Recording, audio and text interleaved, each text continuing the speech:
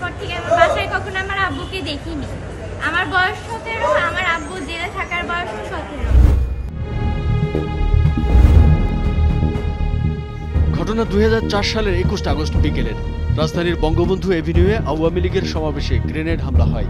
ওই হামলায় আওয়ামী লীগের মহিলা বিষয়ক সম্পাদক আইভি রহমান সহ 24 জন নিহত হন। আহত হন দলটির সভাপতি শেখ হাসিনা সহ আওয়ামী লীগের কয়েকশো নেতাকর্মী। পরবর্তীতে এই মামলায় সাবেক স্বরাষ্ট্র প্রতিমন্ত্রী লুৎফুজ্জামান বাবর, সাবেক উপমন্ত্রী আব্দুস সালাম পিন্টু সহ 19 জনকে ফাঁসির রায় দেয় আদালত। তাদের মধ্যে একজন জাহাঙ্গীর আলম, যার বাড়ি কুষ্টিয়ায়।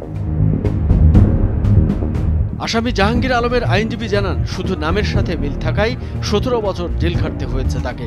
পুলিশ জাহাঙ্গীর আলম বদরকে গ্রেপ্তার করেছে বলে সাক্ষ্য দিলেও আসলে এই জাহাঙ্গীর সেই জাহাঙ্গীর নয়। জাহাঙ্গীর আলম ছিল মুফতি হান্নানের সাথে সহযোগী আসামি। কুষ্টিয়ার জাহাঙ্গীর আলম ছিলেন লেপ্তশোকের দোকানদার। ঘটনা ঘটার দিন জাহাঙ্গীর আলম কুষ্টিয়ায় নিজ বাড়িতে ছিলেন বলেও জানান আইনজীবী। কুষ্টিয়ার জাহাঙ্গীর আলম, এই জাহাঙ্গীর আলমকে নামের ভুলের কারণে তাকে 17 বছর কন্ডেম সেলে থাকতে হয়েছে। পুলিশ সাক্ষী দিয়ে বলেছে তারা গ্রেপ্তার করেছে জাহাঙ্গীর আলম বদরকে, যার বাড়ি দোহার। এই জাহাঙ্গীর আলম বদর ছিল মুফতি হান্নানের সাথে 9টি মামলার সহযোগী আসামি। জাহাঙ্গীর আলমের মেয়ে জানান, 17 বছর পর এই মামলায় আমার বাবা খালাস পাওয়ায় আমরা খুশি। সেখানে জাহাঙ্গীর আলমের বোনও উপস্থিত ছিলেন। আমি জন্মের পর থেকে আমার বাসায় কখনো আমার আব্বুকে দেখিনি। আমার বয়স 17, আমার আব্বু জেলে থাকার বয়স 17। আর এখন আব্বুকে পেয়ে অনেক খুশি। কে বাবাকে পেয়ে খুশি হবে? 17 বছর ধরে আমরা সাফারার, মোটামুটি একদম মানে হঠাৎ বিছানা থেকে তুলে নিয়ে যাওয়ার মতো আমার ভাইয়াকে। 17 বছর ধরে আমরা এর কোনো বিচার পাইনি। আমরা অনেক দৌড়াদৌড়ি করেছি। ব্যারিস্টার সাহেব ছিলেন আমাদের আদালতে, আমরা ন্যায় বিচার পাইনি। এখন আমরা ন্যায় বিচার পেলাম, আমরা কৃতজ্ঞ।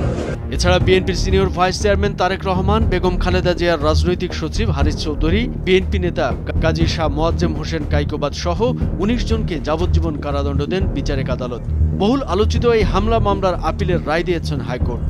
রায়ে বিএনপির ভারপ্রাপ্ত চেয়ারম্যান তারেক রহমান সহ সব আসামি খালাস পেয়েছেন। সেই সঙ্গে মামলার অভিযোগপত্র অবৈধ ঘোষণা করা হয়েছে। 1 নভেম্বর বিচারপতি AKM আসাদুজ্জামান ও বিচারপতি সৈয়দ এনায়েত হোসেনের দ্বৈত হাইকোর্ট বেঞ্চ এই রায় ঘোষণা করেন।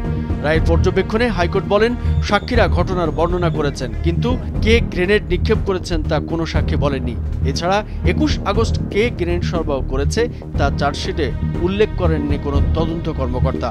এর আগে সকাল 11টায় বহুল আলোচিত মামলাটির ডেথ রেফারেন্স ও আসামিদের আপিলের রায় ঘোষণা শুরু হয়।